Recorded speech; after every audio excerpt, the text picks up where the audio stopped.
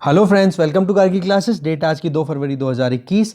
जैसा कि आपको मैंने सुबह बताया था कि सेकंड पार्ट जो है आइडिया पेज का हम डिस्कस करने वाले हैं वो शाम को मिलेगा आपको। तो अब देख लेते हैं इंपॉर्टेंट आर्टिकल जो आज हम डिस्कस करने वाले हैं आइडिया पेज से सेकंड पार्ट में। देखिए ये तीनों आर्टिकल जो आए हैं आइडिया पेज पे तीनों बजट से रिलेटेड हैं। First article relying on growth, इससे रिलेटेड थीम कहीं ना कहीं हम ऑलरेडी पहले फर्स्ट वीडियो में डिस्कस कर चुके हैं। इसमें कुछ भी नया इतना ज़्यादा बताया हुआ नहीं है तो हम डिस्कस नहीं करेंगे। ये वाला आर्टिकल है, इसमें कुछ नई चीज़ है, वो ये कि जॉब्स और वेलफेयर के लिए इस बजट में कुछ नहीं है। तो ये चीज़ हाईलाइट की जा रही है अश्विनी देशपांडे के द्वारा। देखेंगे इस आर्टिकल को। और दूसरा जो आर्टिकल है वो है आपके सामने कंटिन्यूइंग द चेंज, कि किस तरीके जो करंट गवर्नमेंट रिजीम है ये लगातार अपनी तरफ से रिफॉर्म पे रिफॉर्म लाए जा रहा है और एक पॉलिसी स्टेबिलिटी देखने को मिल रही है। तो इससे क्या हो रहा है, हमें बहुत फायदा हो रहा है। चाहे आप एफडीआई पॉइंट ऑफ व्यू से देखो, इन्वेस्टमेंट पॉइंट ऑफ व्यू से देखो, जीएसटी कलेक्शन के फिर से रिवाइवल से देखो, और आप फॉरेक्स के पॉइंट ऑफ व्यू से देखो, लगातार आप देख सकते हो कि किस तरीके से ग्रोथ रजिस्टर की जा रही है। इसमें कुछ इंपॉर्टेंट डेटा भी है वो हम देखेंगे, और साथ साथ में हम ये भी जानेंगे कि कहां पर हमारा कंट्री स्टैंड करता है, कि ये बजट कितने रुपए का था, ये भी हमें पता पड़ेगा। ठीक है, देख लेते हैं दोनों आर्टिकल्स को डिटेल में। फर्स्ट आर्टिकल है that is about missing push for jobs and welfare. Ashwini Deshpande ji के द्वारा लिखा हुआ आर्टिकल है। देखो, इंडिया का जो एनुअल बजट है वो अनाउंस हो चुका है, वो भी उस टाइम पर जब हेल्थ बहुत ज़्यादा इंपॉर्टेंट एक की पिलर के तौर पे था। साथ में इंक्लूसिव ग्रोथ को भी मेंटेन करना हमारे लिए बहुत इंपॉर्टेंट था, कि जिसमें सोसाइटी के एक एक सेक्शन का अपलिफ्टमेंट हो सके। तो ये आप देखोगे हेल्थ क्राइसिस, जिसकी वजह से इकोनॉमिक क्राइसिस, और उसकी जड़ केवल और केवल कोविड-19, तब जाकर के ये बजट हमारे सामने आया है। अगर हम देखें इस बजट में कोविड सेस या कोई बिलियनियर वेल्थ टैक्स कुछ अप्लाई नहीं किया गया है, तो यहां पर राइटर ये बोलना चाह रहे हैं कि इस तरीके के टैक्स ना लगाने से कहीं ना कहीं इन्वेस्टमेंट हमारे अट्रैक्ट हो पाएगा। इसके अलावा आप देखोगे कि प्राइवेटाइजेशन का गोल है, फिर से रीट्रेट होता हुआ दिखाई दे रहा है, फिर से टारगेट होता हुआ दिखाई दे रहा है, कि किस तरीके से 2 बैंक्स को प्राइवेटाइज करने की बात की जा रही है, और साथ में एक पीएसयू को भी, और एलआईसी के भी आईपीओज लॉन्च करने की बात कर रही है गवर्नमेंट। तो राइटर जो है वो कुछ यहां पर कमेंट करना चाह रहे हैं कि कितना कुछ अभी तक 2020 से लेके अब तक देखें गवर्नमेंट ने अपनी तरफ से एफर्ट्स लगाए हैं। देखो, बहुत सारे मिनी बजट्स आए थे 2020 में। मिनी बजट्स का मतलब कि कई बार आरबीआई ने मॉनेटरी पॉलिसी अनाउंस की है, कभी आत्मनिर्भर भारत पैकेज आ रहा है, कभी प्रधानमंत्री गरीब कल्याण योजना आ रही है। तो ऐसे बार बार में कुछ ना, और कभी 20 लाख करोड़ रुपए तक का जो बजट है वो एक बार अनाउंस किया गया था। मतलब बहुत बार आप देखोगे कि बीच बीच में कुछ ना कुछ अनाउंसमेंट किए जा रहे थे फिस्कल स्टिमुलस प्रोवाइड करने के लिए, कि कैसे भी करके इकोनॉमी फिर से ट्रैक पे आ जाए। तो एक तो चीज़ क्या आ गई हमारे सामने, कि गवर्नमेंट ने अपनी तरफ से लगातार पुश देने की कोशिश की, बट प्रॉब्लम क्या है कि जो एक्चुअल एक्सपेंडिचर है ना, जितना होना चाहिए उतना वाकई में टारगेट से मैच होता हुआ नहीं दिखाई दे रहा है। और ये चीज़ सेकंड पॉइंट में भी यहाँ पे क्लियर करना चाह रही है राइटर, वो ये कि जब 20 लाख करोड़ रुपए का जब बजट वहाँ पे बताया गया था स्टिमुलस के तौर पे, तो उसका केवल 1% ही एक्चुअल में आउटफ्लो हो पाया। मतलब बोल तो दिया 20 लाख करोड़ और निकला उसका केवल 1%, जबकि 20 लाख करोड़ क्या है, हमारी जीडीपी का लगभग 10%। उस 10% में से निकला केवल सिर्फ और सिर्फ 1%। तो बोले वादे तो किए बट वो पूरे नहीं हो पाए। तो यहां पर राइटर एक ही चीज को बार बार बोल रही हैं कि गवर्नमेंट का जो एक इंटेंट है, जो रिजोल्यूट है, जो गवर्नमेंट ने टारगेट किया, उसमें इकोनॉमिक पॉलिसीज बहुत इंपॉर्टेंट थी और उन पर फोकस करने की ज़रूरत थी। और वो भी मेन टारगेट होना चाहिए था किस पे, एम्प्लॉयमेंट जो डिक्लाइन कर गया है कोविड-19 की वजह से। ठीक है, इन अदर वर्ड्स आप देखोगे कि एक सेपरेट डिक्लेरेशन की ज़रूरत थी जहां पर एम्प्लॉयमेंट को फोकस किया जा सकता था, बट उनको कहीं ना कहीं साइड में किया गया है। अब राइटर बोलना चाह रही है एग्जाम्पल के तौर पे, बोला नरेगा जिसमें गांव में जो लोग शहरों से फिर से अपने गाँव में पहुंच गए हैं, अनएम्प्लॉयड रूरल वर्कर्स हैं, उनको जॉब देता है। नरेगा के लिए कोई फंडिंग अनाउंस एक्स्ट्रा नहीं किया गया है। इसके अलावा इस बजट अनाउंसमेंट में जो आशा वर्कर्स हैं, जो एएनएम ऑक्सिलरी नर्स मिडवाइफ्स हैं, उनके लिए भी कुछ एडिशनल कुछ वर्क के लिए या फिर पेमेंट का फैसिलिटेशन नहीं किया गया है, जबकि वो हेल्थ वर्कर्स के तौर पे फ्रंट लाइन पे फाइट कर रही थी। इसके अलावा आप देखोगे पिछले महीने से अब तक का राइटर एक डेटा बता रही हैं कि CMIE का जो डेटा अगर देखें 2020 में, तो वो डेटा रिवील करता है कि अनएम्प्लॉयमेंट कितना ज़्यादा बढ़ा है 2020 के अप्रैल से लेके बाद में। 113 मिलियन वर्कर्स अनएम्प्लॉयड रह चुके हैं, जॉब लॉस हो गया है उनका। इसकी वजह क्या थी? Stringent lockdown. ठीक है, देखोगे सितंबर तक, जब तक मतलब अक्टूबर से लेके अप्रैल से लेके सितंबर तक जो अनएम्प्लॉयमेंट डेटा देखा गया, तो उसमें लगभग 2 मिलियन तो मेंस तो थे, मेल, उनकी जॉब लॉस हुई। तो वहीं पे 2.7 मिलियन आप देखोगे जॉब लॉस हुई फीमेल्स की। तो सबसे ज़्यादा डिक्लाइन कहाँ पे देखा गया जॉब लॉस का? मेन जॉब लॉस कहाँ पे देखी गई है? वुमेन, औरतों को कम जॉब मिल पाई है। बट इस बजट में कुछ भी कोई क्लियर स्टेटमेंट नहीं है जहां पर एम्प्लॉयमेंट को बूस्ट करने की बात की जाए, स्पेशली फीमेल एम्प्लॉयमेंट की बात अगर हम करें। इंफ्रास्ट्रक्चर स्पेंडिंग की हम बात करें तो देखो ये एम्प्लॉयमेंट तो क्रिएट करेगा, पर वह किस एक्सटेंट तक जाएगा? क्योंकि अभी हमारे यहाँ पर एम्प्लॉयमेंट की प्रॉब्लम मैसिव है, बहुत बड़ी है। ये जितना भी इंफ्रास्ट्रक्चरल बूस्ट दिया जा रहा है, ये इनसफिशिएंट है। फिर बात उठा रही है राइटर कि MSME सेक्टर सबसे बड़ा सेक्टर, जहां पर ऑलमोस्ट हमारे यहाँ पर बहुत ज़्यादा लोग एम्प्लॉयमेंट रखते हैं, वहाँ पर मतलब नॉन एग्रेरियन वर्कफोर्स की बात करो तो सबसे ज़्यादा जॉब्स मिलती है MSMEs में। सबसे ज़्यादा तो एग्रीकल्चर में, फिर दूसरे नंबर पे MSMEs में। तो इन एंटरप्राइजेस के लिए हाल देखो क्या प्रिकैरियस हैं, कितने बुरे हाल हो रहे हैं इनके। इनको सर्वाइवल करना बहुत मुश्किल हो पा रहा है इस इकोनॉमिक रिसेशन में। बजट ने कुछ भी सपोर्ट इतना ज़्यादा इनके लिए रिवाइवल के लिए नहीं प्रोवाइड किया, बजट को करना चाहिए था।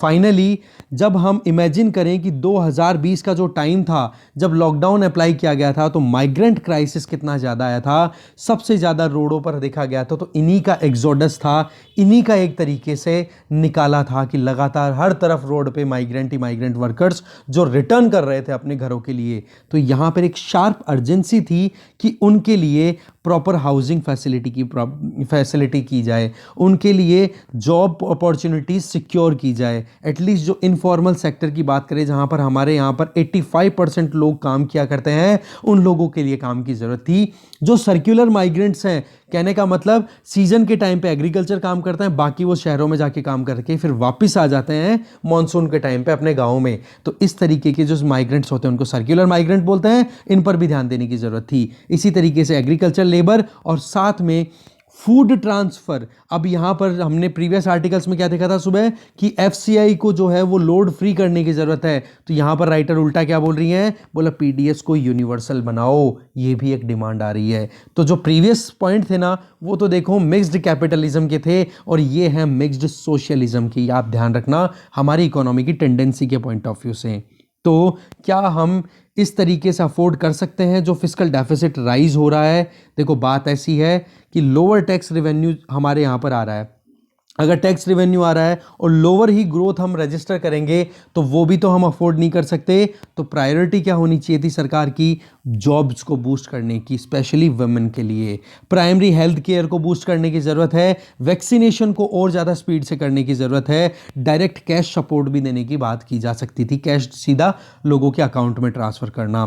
क्योंकि इंडिया की जो बॉटम 30% पॉपुलेशन है ना, उस पर ज़्यादा इफेक्ट आया है। वही बात ऑक्सफैम ने क्या बोला? इनइक्वालिटी वायरस बोला इसको, कि गरीब गरीब बन गया, अमीर और अमीर बन गया।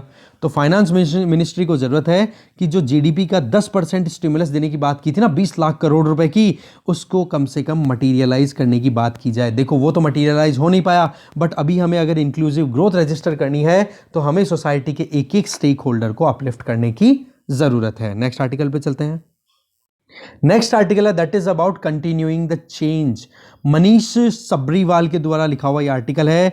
देखो हमारी अगर इकोनॉमी की बात करें तो बैक टू बैक इस गवर्नमेंट ने कितने रिफॉर्म्स लिए हैं, चाहे लेबर को लेके देखो, चाहे एग्रीकल्चर को लेके देखो, हर तरीके से। तो कल का जो बजट था वो इसी सीरीज में एक और बजट था जो कि 34.8 लाख करोड़ रुपए का था। इसके अलावा मिनी बजट्स की बात करें, यहां पर मिनी बजट बात की जा रही है, RBI के द्वारा जो मेजर्स लिए गए थे लगभग 27 लाख करोड़ का।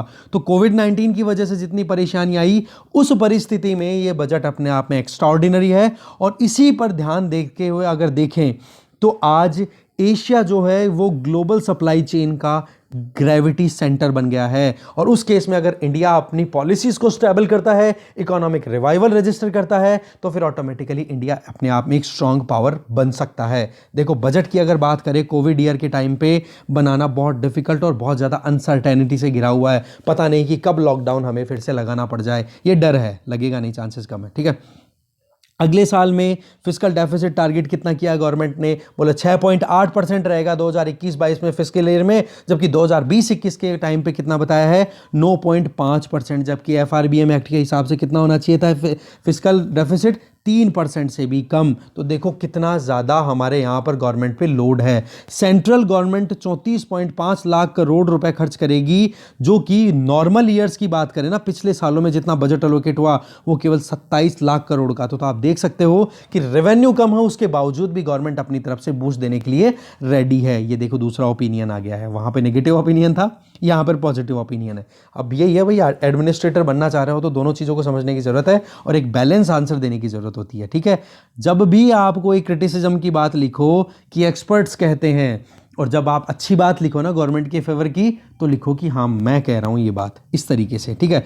गवर्नमेंट की बोरोइंग्स की अगर बात करें तो 12 लाख करोड़ तक पहुंच गई है, जो कि नॉर्मल ईयर्स में कितनी होती है, सिर्फ 8 लाख करोड़। तो देख सकते हो। इसी के अलावा जो ये तो क्वांटिटी की बात हो गई, अब बात करेंगे क्वालिटेटिव, मतलब क्वालिटी के हिसाब से भी स्पेंडिंग है, उसमें भी हमें कहीं ना कहीं फोकस देखने को मिलेगा, जिसमें कैपिटल एक्सपेंडिचर है 5 लाख करोड़ का, हेल्थ एक्सपेंडिचर करेगी सरकार 2.2 लाख करोड़ का, रोड में कैपिटल एक्सपेंडिचर मतलब रोड्स का कंस्ट्रक्शन होगा 1.08 लाख करोड़ का। और आप देखोगे 5 साल के लिए प्रोडक्शन लिंक्ड इंसेंटिव स्कीम शुरू की है, मैन्युफैक्चरिंग को इंप्रूव करने के लिए, मैन्युफैक्चरिंग का हब बनने के लिए 1.97 लाख करोड़ रुपीस। इस तरीके से आप देख सकते हो कि कितना कुछ कवरेज किया जा रहा है। और आप देखोगे कि इस बजट में ना तो कोई डायरेक्ट टैक्सेस में चेंज किया गया है, चाहे इंडिविजुअल हो चाहे कंपनी हो। तो ये बहुत ही शानदार टाइमिंग है, जब इंडिया अपनी जो एक पॉलिसी कंसिस्टेंसी है ना, उसको फिर से एक एनफोर्समेंट में लेकर के आ रहा है। आज देखोगे चाइनीज इकोनॉमी थक चुकी है, तो कम जहां फैक्ट्रीज चाइना में बहुत ज़्यादा इन्वेस्ट कर चुकी थी, वो फैक्ट्रीज अब चाइना को छोड़ करके दूसरे कंट्रीज में जा रही है। तो इंडिया एक अच्छा डेस्टिनेशन यहां पे बनता हुआ दिखाई दे सकता है। देखो मैथ तो अपनी जगह पर है, बट सेंट्रल गवर्नमेंट का जो ये बजट है ना, ये बहुत ही इंपॉर्टेंट दिन एक तरीके से लॉन्च हुआ है, जब आप देख सकते हो कि फिस्कल डेफिसिट जो है ना वो लगातार बढ़ रहा है, बट हमें कहीं ना कहीं ग्रो भी करना है। तो यहां पर पॉइंट क्या आता है कि ग्रोथ रेट अगर ज़्यादा है और फिस्कल डेफिसिट अगर ज़्यादा है, तो उस केस में कोई ना कोई कंट्री अपने हिसाब से परफॉर्म करके गेन कर सकता है अच्छी ग्रोथ को। मतलब लॉन्ग टर्म में हमें ज़्यादा डरने की ज़रूरत है नहीं, जो कि सर्वे इकोनॉमिक सर्वे में भी यही कहा था। बट वही चीज़ है कि अगर इसी ट्रेजेक्ट्री पे सभी चले तो कोई देश गरीब भी नहीं रहता। अब देखने वाली बात यह कि होता है क्या। देखो मॉनेटरी पॉलिसी की अगर बात करें तो मॉनेटरी पॉलिसी मतलब आरबीआई के द्वारा जो फिक्स किया जाता है रेट्स, जो इंटरेस्ट रेट होती है लोन पे। तो हमारी क्रेडिट टू जीडीपी रेशियो की अगर बात करें तो वहाँ हमें बहुत ज़्यादा ध्यान देने की ज़रूरत है, क्योंकि कैपिटल की शॉर्टेज अगर रहती है तो कोई भी कंट्री डेवलप नहीं हो पाएगा। और कैपिटल शॉर्टेज को पूरा करने के लिए क्या करना पड़ेगा, आपको प्राइवेट सेक्टर को इंप्रूव करना पड़ेगा। गवर्नमेंट कितना करेगी, एक लिमिट होती है। तो 2 बैंकों को, एक इंश्योरेंस कंपनी का जो पार्टली आप कह सकते हो एक तरीके से कि प्राइवेटाइजेशन, जैसे एलआईसी के आईपीओज लॉन्च किए जाएंगे, प्राइवेटाइजेशन को प्रमोट करना, डिसइन्वेस्टमेंट को प्रमोट करना, वो चीज़ें कहीं ना कहीं आप कह सकते हो कि कैपिटल को इंक्रीज करने की बात है, और उसमें सपोर्ट मिलेगा मॉनेटरी पॉलिसी का। तो क्रेडिट टू जीडीपी रेशियो भी इंप्रूव डेफिनेटली होगा। लोकसभा में जुलाई 29, 1969 को जब उस टाइम पे गवर्नमेंट आ चुकी थी, किसकी, इंदिरा गांधी गवर्नमेंट। तो इंदिरा गांधी सोशलिज्म से बहुत ज़्यादा इन्फ्लुएंस थी। उन्होंने बैंक नेशनलाइजेशन के लिए टाइम पे क्या कहा था कि हम इनसे फार्मर्स को क्रेडिट देंगे, उधार लोन देंगे, एमएसएमईज को लोन देंगे, सेल्फ एम्प्लॉयमेंट को इंप्रूव करेंगे। बट फिर भी हमारा जो क्रेडिट टू जीडीपी रेशियो है वो कहाँ है अभी फंसा हुआ, सिर्फ 50% तक है।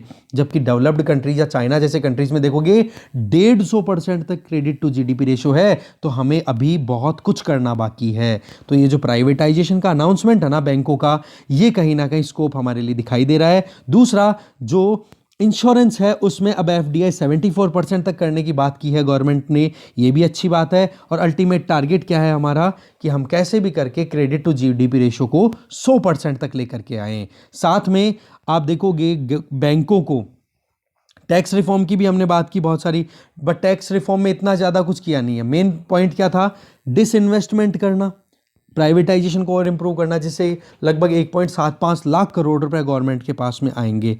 इसके अलावा आप देखोगे कि मनी से भी ज़्यादा बढ़कर के गवर्नमेंट ने अपनी तरफ से कुछ कोशिशें और की हैं, जिससे कि जो पब्लिक एंटिटीज़ हैं, पब्लिक सेक्टर की जो बॉडीज़ हैं, पीएसयूज़ हैं, उनमें कितना सारा पैसा उलझा हुआ पड़ा है गवर्नमेंट का, जो कि इतनी प्रोडक्टिविटी भी नहीं आ रही है। तो उनका प्राइवेटाइजेशन करने से थोड़ा इंप्रूवमेंट उनकी फंक्शनिंग में भी होगा, तो गवर्नमेंट का फंसा हुआ पैसा भी निकलेगा। इससे क्या होगा, हमारे यहाँ पर कुछ ना कुछ तो ढंग का काम निकल के आएगा ही। आप देख सकते हो कि जितना डिस्ट्रॉय हुई इंडिया का जो पूरा सिस्टम है ना, जहाँ पे टैक्स करप्शन भी हम लगातार देखने को मिलता है, वो भी कहीं ना कहीं कंट्रोल हो पाएगा। इसके अलावा बजट ने और भी बहुत सारे हिंट दिए हैं जिनमें रिफॉर्म्स लाए जाएंगे, जैसे कि जॉब्स को लेकर के जो अनफिनिश एजेंडा है स्किल को डेवलप करने का, उन पर आगे धीरे धीरे टाइम के साथ में काम किया जाएगा। साथ में ईपीएफओ या फिर ईएसआई से रिलेटेड जो मुद्दे हैं उन पर भी ध्यान दिया जाएगा। लॉज को डिसेंट्रलाइज करने की बात की जा रही है, रूल्स को ईज करने की बात की जा रही है। इवन उन पे कंप्लायंस कमीशन की अगर बात करें कि कितने दिनों के अंदर आप रूल्स फॉलो करोगे, अगर एक बार स्टैब्लिश हो जाते हो तो 180 डेज तक का रिलैक्सेशन देना है। तो इससे क्या होगा, कंपनीज जल्दी से एंटरटेन हो पाएंगी, जल्दी से वो अपने आप को मार्केट में उतार पाएंगी। साथ में जो लेबर कोड्स हैं उनको भी जल्दी से अब एक्टिविटीज़ मतलब इम्प्लीमेंटेशन में लेकर के आना, उससे और ज़्यादा अच्छा काम हो पाएगा। वही बात है, इन्वेस्टमेंट तभी आएगा। देखो डिसइन्वेस्टमेंट अगर बात करें, 2 नेशनलाइज बैंक में हमने ऑलरेडी देखा।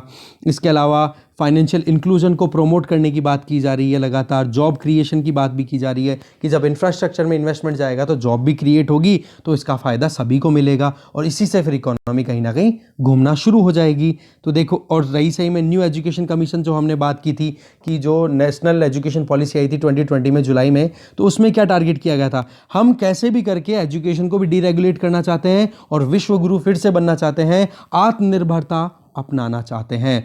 1000 यूनिवर्सिटीज़ की अगर बात करें तो उनको ऑनलाइन डिग्री तक देने तक का अलाउ किया जाएगा। आप देख सकते हो हर एक तरीके से, मतलब ओपन अप, हम हर तरीके से ओपन करने की बात कर रहे हैं, कंपटीशन लाने की बात कर रहे हैं। आज आप देखोगे अमेंडमेंट करने की बात हो रही है अप्रेंटिस एक्ट में, जिसमें जो कॉलेजेस हैं, यूनिवर्सिटीज़ हैं, उनके लिए और ज़्यादा स्पेस खुल पाएगा, जिससे कि वो स्किल प्रोवाइड कर सकें ऑनलाइन ऑफलाइन दोनों तरीके से। साथ में डिग्री कोर्सेज भी वो कहीं ना कहीं कंडक्ट कर पाएंगी। इससे क्या होगा, देखो, एक तो फाइनेंसिंग इंटरसेक्शन होगा कि जब मार्केट में पैसा आएगा तो उसका फ़ायदा ज़रूर जॉब क्रिएशन में भी होगा और उसका स्किल डेवलपमेंट में भी उस पैसे का काम में आ पाएगा। साथ में जब स्किल डेवलपमेंट हो जाएगा तो एम्प्लॉयबिलिटी भी बन जाएगी। तो आप देख सकते हो कि कितनी ज़्यादा वैल्यू इंक्रीज हो जाएगी इंडियन इंडिविजुअल्स की। तो ह्यूमन बीइंग किस में कन्वर्ट हो जाएगा, ह्यूमन कैपिटल में। पॉलिसी मेकर्स को देखो, सुनने की तो देखो सबको ज़रूरत है, बट करना बहुत सोच समझ करके, परिस्थितियों को देख करके फिर आगे चलने की ज़रूरत है, क्योंकि अभी अनसर्टेन टेरिटरी से हम निकल रहे हैं, क्योंकि कुछ भी क्लियर नहीं है कि कोविड-19 के बाद में अभी क्या, मतलब किस तरफ किस करवट ऊँट बैठने वाला है। ठीक है, कामनेस बहुत ज़्यादा ज़रूरी है और यहाँ पर राइटर जो हैं फाइनेंस मिनिस्ट्री की कामनेस को रिवॉर्ड देना चाहते हैं कि जिस तरीके से उन्होंने बहुत सोच समझ के आगे बढ़े, जल्दबाजी नहीं दी दिखाई कहीं पर भी। फिस्कल जीएसटी कलेक्शन है, देखो रिकॉर्ड लेवल पे चल रहा है। इसी के अलावा जो स्ट्रक्चरल चेंजेस हैं वो जो गवर्नमेंट ने किए थे उनके भी बोले रिजल्ट्स आने लग गए हैं। इनकम टैक्स रिटर्न की आप बात करो तो 2014 में जो 3.31 करोड़ इनकम टैक्स रिटर्न आया करती थी वो बढ़ करके 6.48 करोड़ तक हो चुकी है। आज डिजिटल पेमेंट्स देखो वर्ल्ड में सबसे ज़्यादा इंडिया में होने लग गए हैं। इन्वेस्टमेंट की बात करो, एफडीआई की बात करो तो वर्ल्ड में टॉप कंट्री एक है इंडिया इस टाइम पे एफडीआई के तौर पे। ऐसे ही अगर हम देखें तो जितना सोशल सिक्योरिटी की बात पिछले 40 सालों में की गई थी उतना तो 2014 से लेके अब तक हो गई। बोले कि सोशल सिक्योरिटी नेट भी बहुत ज़्यादा ब्रॉड हो चुका है। ज़्यादातर इंडियंस की अगर हम बात करें तो वो स्टेटस क्यो की अगर बात करें तो 1947 से 1991 जब तक हमने एलपीजी पॉलिसी अडॉप्ट नहीं की थी, तब तक हम ये देख रहे थे कि इंडिया जो है वो कहीं ना कहीं स्टैग्नेंट है, कहीं ना कहीं ब्लाइंड वे में आगे बढ़ता चला जा रहा है। बट अब धीरे धीरे वेलफेयर स्टेट का जो आइडिया है उसको भी हमने अपहेल्ड रखा है। बट वेलफेयर स्टेट कब बनेगा जी? जब टैक्सेशन ज़्यादा आएगा। गवर्नमेंट कहाँ से खर्चा करेगी? टैक्स से ही तो आएगी। अब टैक्स कब आएगी? जब ज़्यादा से ज़्यादा इकोनॉमिक एक्टिविटीज़ इंडिया में परफॉर्म होंगी। तो इसके लिए प्राइवेट सेक्टर को तो देखो पार्टिसिपेट करने के लिए अलाउ करना पड़ेगा, फिर गवर्नमेंट उन पे टैक्स लगाएगी, फिर उसके बेसिस पे फिर वेलफेयर स्कीम्स को इम्प्लीमेंट कर पाएगी। ठीक है, तो इस तरीके से बहुत ही सोच समझ के आगे चलने की जरूरत है। और बजट जो है इसमें पॉलिसी मेकर्स की बहुत ही प्रूडेंट थॉट को बताते हैं कि कितना आगे की सोच के चल रहे हैं, कितना एम्बिशियस ये बजट है। मोर इम्पोर्टेंटली कोविड-19 के टाइम पे कितने सारे मिनी बजट्स आए हैं, उसके बावजूद आज आप देखोगे एनुअल बजट जो है वो पॉलिसी मेकर्स की जो एक फोकस है उसको फिर से एक तरीके से नोटिस में लाने की कोशिश कर रहा है। तो यहाँ पर सोहन लाल द्विवेदी जी की एक कोट यहाँ पे डाल रहे हैं कि कोशिश करने वालों की कभी हार नहीं होती। लगे रहो दोस्तों, पढ़ाई करते रहो, आपकी भी कभी हार नहीं होगी। ठीक है, तो डिस्कशन यहीं खत्म है। Thank you very much for watching this video.